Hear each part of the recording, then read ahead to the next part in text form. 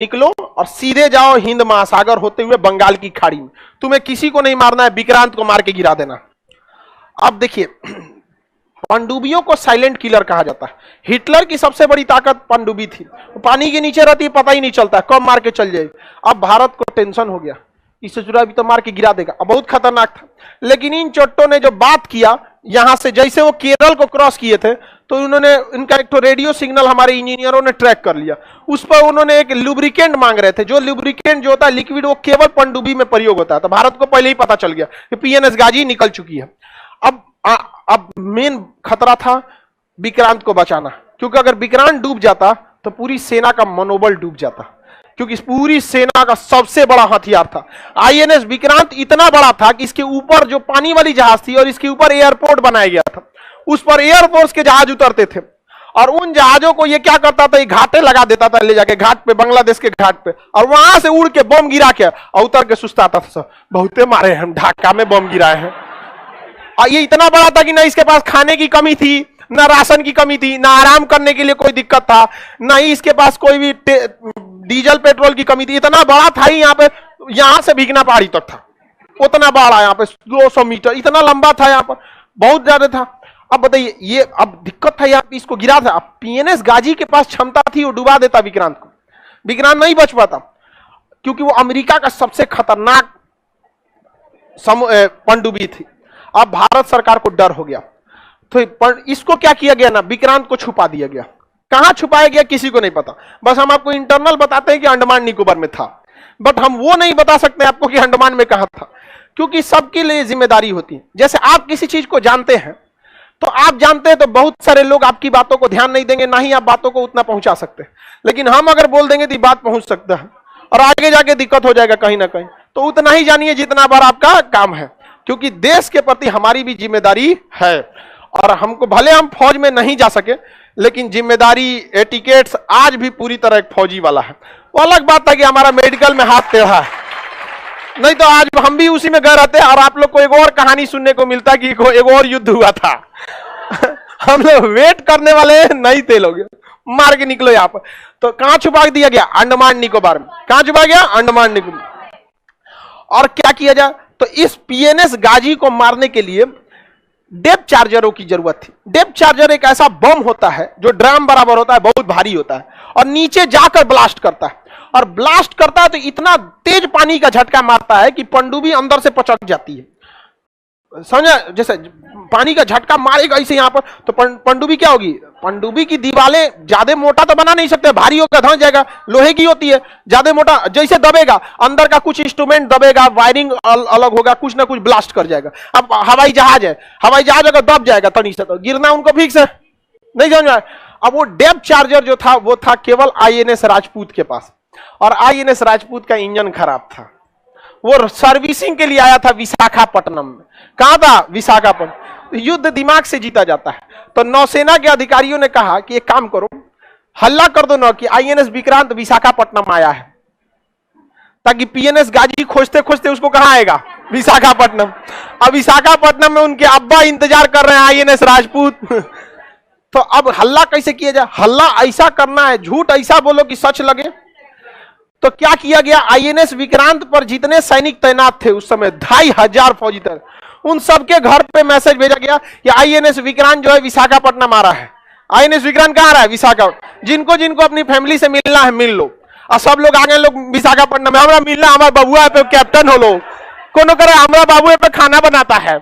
सबका अलग अलग उस पर डिपार्टमेंट होता है, कोई खाना बनाने वाला है, कोई सेलर है, कोई रडार मेंटेनेंस है, कोई डीजल मेंटेनेंस, सब आ गए लोग यहाँ पे। विशाखापट्टनम में हल्ला हो गया यहाँ पर, और विशाखापट्टनम की सब्जी मंडी में ऑर्डर दिया गया कि हमको 6 महीने का सब्जी चाहिए, 2000 किलो आलू, 10,000 अंडा चाहिए, बॉयल अंडा चाहिए होता है ना, एनर्जी। देखिए नॉनवेज में एक खासियत होती है कि आपको इंस्टेंट एनर्जी दे देता है। नॉनवेज जो होता है ना, अंडा, मीट, मांस, आपको इंस्टेंट एनर्जी दे देता है। और युद्ध लड़ने के लिए ये सब चीजों को थोड़ा सा जान, और वैसे भी कहा जाता है ये राक्षसी भोजन है, तो मार करने के लिए राक्षसी ये ना चाहिए। नहीं समझ में आए, सात्विक भोजन करके मार करिएगा, सात्विक भोजन करके आप पढ़ाई लिखाई कीजिए। मार करना है तो कौन सा भोजन। अब जब अंडा का इतना डिमांड हुआ, मीट का इतना डिमांड हुआ, चावल का डिमांड हो गया, पूरा मंडी में हड़कम मच गया। सारा दुकानदार खोज रहा है, अरे हमारा 10,000 अंडा का ऑर्डर आया है, 21,000 है, तुम्हारे पास है? कोई पूछे क्या होगा क्या होगा, अरे विक्रांत आ रहा है, विक्रांत आ रहा है। अब पाकिस्तानी जासूस घूम रहे थे सब विशाखापट्टनम में, उस सब तुरंत पाकिस्तान फोन किया, सर एक तगड़ा न्यूज है, विक्रांत आ रहा है। सोचत नहीं तेरा विक्रांत आ रहा है, कोई विक्रांत नहीं आ रहा था यहाँ पे। समझ में आ गया कि नहीं? देखिए झूठ को इतना सफाई से बोलिए कि लगना नहीं चाहिए। समझ में आ गया नहीं? अब विक्रांत आइए नहीं रहा था, वहां पे खराब पड़ा हुआ तो कौन आईएनएस। ये खबर किसको दिया गया? पाकिस्तानी ने खबर किसको दी दिया? पीएनएस गाजी को। पीएनएस गाजी विशाखापट्टनम की ओर जा रहा था, जहां पे छुपा हुआ था विक्रांत। इसको खबर हुआ तो ये मुड़ गया, कहां की ओर? विशाखापट्टनम की ओर। और विशाखापट्टनम पे कौन खड़ा था? आईएनएस राजपूत। आईएनएस राजपूत के सारे नेविगेशन को बंद किए गए थे। आईएनएस राजपूत का इंजन मेंटेनेंस में था, बंद था। कुछ भी आईएनएस राजपूत हलचल नहीं कर रहा था। जहां हलचल होगा ना तो उसमें सोनार लगा होता है, हलचल को पकड़ता है, सोनार हलचल को पकड़ लेता। कोई हलचल नहीं था, लेकिन पीएनएस गाजी का तो इंजन चल रहा था, इसका हलचल तो पता चल रहा था। आईएनएस राजपूत को खबर लगा कि पानी में कुछ हलचल है, तो इससे हमला तो कर नहीं सकते, क्या पता अपने जहाजिया हो। तुरंत पीएनएस गाजी को पहले ही बता दिया गया था कि आईएनएस राजपूत के पास कोई नहीं जाएगा, कोई नहीं जाएगा। तो आईएनएस राजपूत को पता था कि ऑर्डर दिया गया है कि हमारे पास कोई नहीं आएगा, अब कोई आया है तो मरने आया है। मारा पीएनएस गाजी को, डेप्थ चार्जर मारा गया, एक डेप्थ चार्जर गया, दूसरा गया। उसके बाद अचानक से डेप्थ चार्जर फटता है तो उतना तबाही नहीं आती, वो अंदर बस झटका देता है। तो पहला झटका लगा अंदर, पानी हिल गया, दूसरा झटका लगा, पानी हिल गया, कुछ नहीं हुआ। एक पास 2 डेप्थ चार्जर था, बिगड़ल था ना आईएनएस राजपूत। अभी मारे कैसे यहाँ पे? आधा घंटा बाद अचानक जैसे लगा कि पानी के अंदर परमाणु बम फटा है। पीएनएस गाजी में जो छेद हुआ था ना, झटका लगा था, वो उसी कंपार्टमेंट में हो गया था जिसमें उसने बारूद रखा था। उस ससुरा अपने बारूदुआ से भड़क गया था। यहाँ पर झटका लगा ना तो भाई कहीं ना कहीं से पचकेगा, अब पचका वो अंदर तारपीडो और बारूद रखा, मारा तो हल्का मच गया। सुबह लाशें ऐसे तैर रही थी, आज ले आया गया, ऐसे घींच घाच के रख दिया गया। पाकिस्तानियों को चाहिए तो ले जाना, नहीं तो हमारे यहाँ कौआ गीद बकुला का कमी नहीं है, घी दूध खा जाएगा सब यहाँ पर। समझ में आ गया कि नहीं? तो यहाँ पे अब पाकिस्तान का पूरा मनोबल गिर गया था, अब अमेरिका का भी मनोबल गिरा। उसका टैंक यहाँ छोड़ के भाग गया, अब पीएनएस गाजी गिर गया यहाँ पर। अब भी ऐसा जहाज मारा जो खराब था। आईएनएस राजपूत खराब था, मार के गिरा दिया यहाँ पर। अब पाकिस्तानी इधर मुक्ति वाहिनी, इधर कौन है? मुक्ति वाहिनी। अब मुक्ति वाहिनी थोड़ी सी कमजोर पड़ रही थी, क्योंकि वेल ट्रेन तो फौजी थे नहीं। अब भारत ने क्या किया? अपनी इंडियन आर्मी को कहा कि लुका छिपी नहीं होगा। इंदिरा गांधी थी, बड़ी ढीठ थी, इसीलिए आयरन लेडी कहा जाता, बहुत ढीठ थी। लोगों ने उन्हें समझाया कि कूटनीति डिप्लोमेसी नहीं कहता है, आप मुक्ति वाहिनी को आगे कीजिए, इंडियन आर्मी को पीछे से सपोर्ट कीजिए, कोई क्या कहेगा। इंदिरा गांधी के बाढ़ में जब कोई क्या कहेगा, यहाँ पे हम महिला हैं, हमको इस सबसे मतलब नहीं बनता है, कोई क्या कहेगा, मारो इसको। महिला सबको ज्यादा इफेक्ट नहीं पड़ता है। देखिएगा शादी ब्याह में ना दुल्हा जाएगा तो चावल फेंकते चल जाएगा, बाबू के बियाह हो लोग।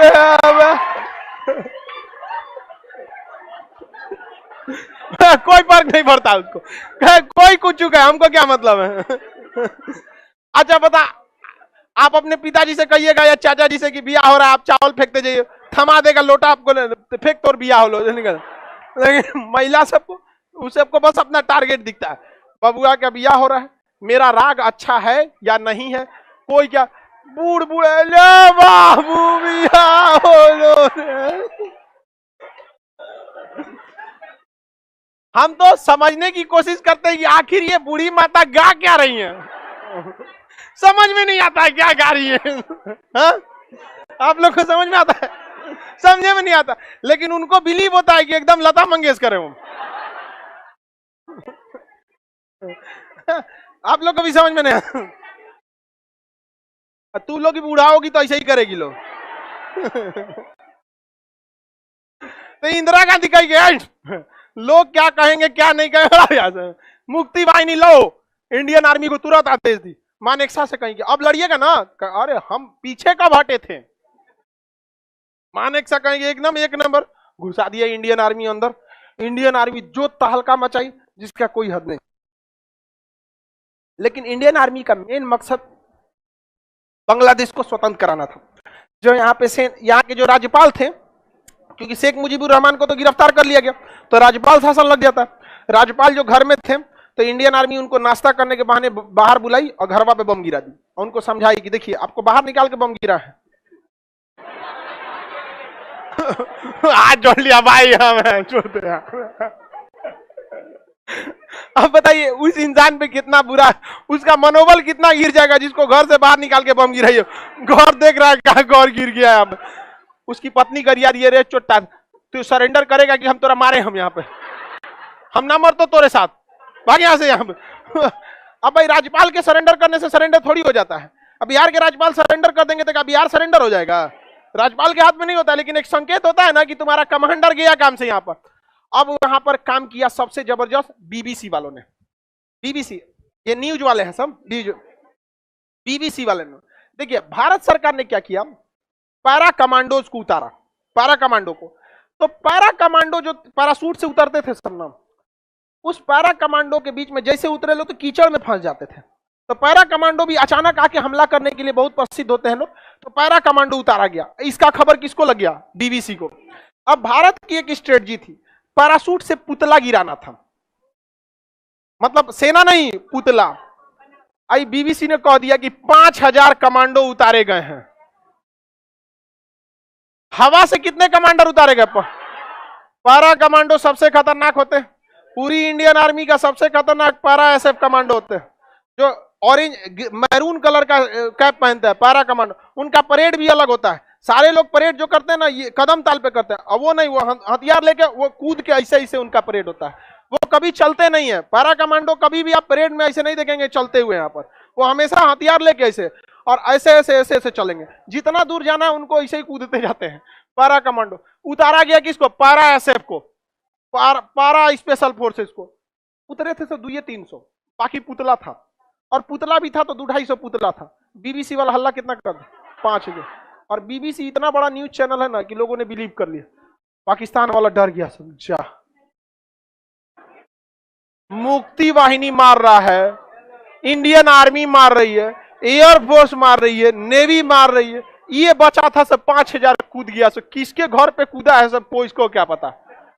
अब कोनो घरे का ऊपर का दरवाजा बंद करके भाग गया सब, भाई सीढ़ी वाला बंद कर दो, कूदा है सब 5000। कहाँ है? अब पाकिस्तानी आर्मी का तो हालत खराब हो गया।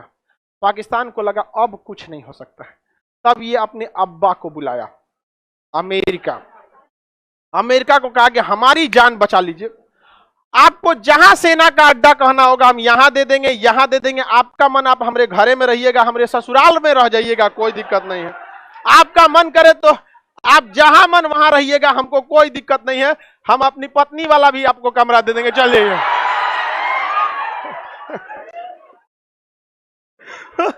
अमेरिका चल आया हमला करने। भाई इन सब के पास इज्जत नाम की तो कोई चीज नहीं है। अरे तुमसे लड़ रहे हो, बहादुरी से लड़ो। यहाँ पर हमारे मेजर चांदपुरी को आदेश आया था कि नहीं पीछे हटने के लिए, हटे थे क्या वो? इन चोटों के पास पूरी हार गए थे। कहा हम आपको अड्डा देंगे, सेना का अड्डा, आपको जहां ना रही है। यहाँ पर अमेरिका को तो पुराना दुश्मनी था भारत से, उसको याद आया था हम्बन टोटा से उसको किसने लतियाया था? भारत। सारा खेल किसका रचा था? अब अमेरिका चल दिया यहां से पेड़ा लेकर अपना युद्ध करने के लिए। कहां से चला था? अमेरिका अपने यहां से चल गया। अमेरिका को बुलाया कौन? कहा कि बांग्लादेश को बचा लीजिए। तो पाकिस्तान, अमेरिका यहां से चल दिया अपना बड़का जहाज लेकर, 7वां बेड़ा। कौन सा बेड़ा? हम लोग का जो आईएनएस विक्रांत था ना, उससे डबल बड़ा ये था 7वां बेड़ा। इतना बड़ा जहाज था कि इसके ऊपर 40 उड़ने वाले जहाज आते थे। इसके में परमाणु बम था, परमाणु बम लगा हुआ था। किसमें? 7वां बेड़ा में। और इसके साथ पनडुब्बी, डिस्ट्रॉयर, फ्रिगेट, मतलब ये जब चला था तो अपने साथ 30 से 35 पानी वाली जहाजों को लेके चला था। ये अकेले चलता ही नहीं था, इतना खतरनाक। चल दिया 7वां बेड़ा लेके यहाँ पर। अब भारत का हालत खराब, ये अकेले युद्ध का गेम पलट देता। पूरे इराक को ये अकेले हरा दिया था 7वां बेड़ा, अकेला गेम पलट देता इसका परमाणु बम से लेकर। और दूसरा एक बात और होता है ना, देखिए गांव का बहुत बड़ा दबंग आदमी आपको एक तमाचा मारेगा ना, तो आप बस कंप्रोमाइज करिएगा, आप पलट के उसको नहीं मारते हैं। और ये सबसे बड़ी गलती हो जाती है। पलट के मजबूत इंसान को कभी नहीं मारना चाहिए। अब मारना चाहिए तो एक बार में उठना नहीं चाहिए वो। एक बार में अगर उठना नहीं चाहिए उसको, कभी भी नहीं, कितना भी बड़ा रहे यहाँ पे, एक बार में उठना नहीं चाहिए। कहियो कुछ मार दो ससुरात, लेकिन एक बार में। भारत ने कहा कि कुछ भी हो जाए, सातवां बेड़ा आओ। मानते हैं कि नहीं लड़ पाएंगे तुमसे, क्योंकि हमारे पास उस समय टेक्नोलॉजी नहीं, मारेंगे तो तुमको हम पक्का।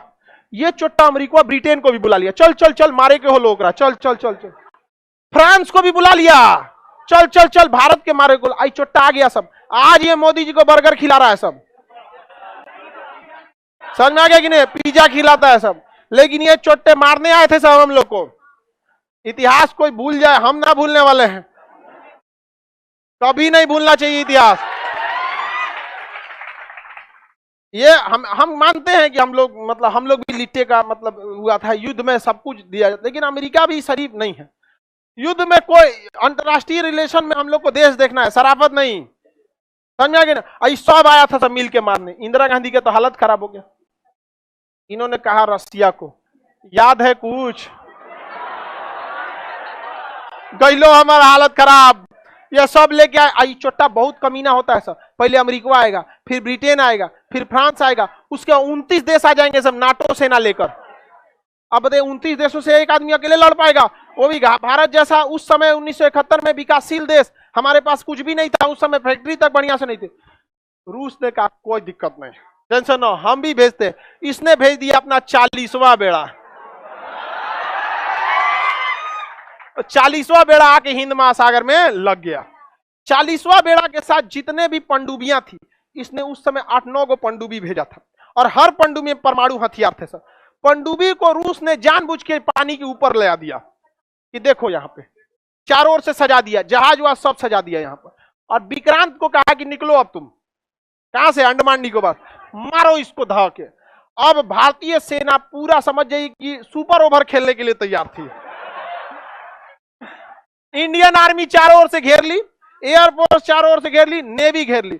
इसने कहा कि हम गारंटी लेते हैं कि चोट्टा में से एक वो अंदर नहीं आएगा, बाकी तुमको धोना है तो धो दो। इंदिरा गांधी मानेकशा से कहीं सुन रहे हैं ना? मानेकशा कहा कि आपको सुनाने की जरूरत नहीं, काम चालू है, वर्क ऑन प्रोग्रेस।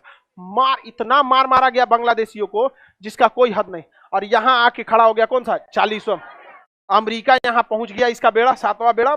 इस सोचा इधर से निकले तो इधर आ जा रहा था, सोचा इधर से निकले तो इधर आ जा रहा। नहीं, अजुराने का तरीका, आओ तो ना देख लेते, चल तो नहीं गांव में तो जो तो हमारी खेत में तन जेबी तो यहाँ आओ तो देखते हैं।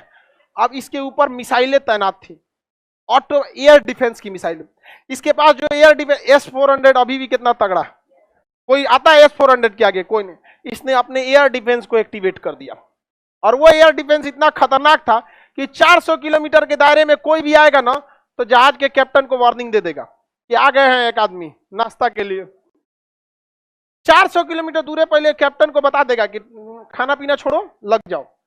और अगर 300 किलोमीटर तक आ गया तो पूरे जहाज पे वो वार्निंग बजा देगा, पूरा सायरन बजा देगा कि आ गया है कोई, 300 किलोमीटर दूर है।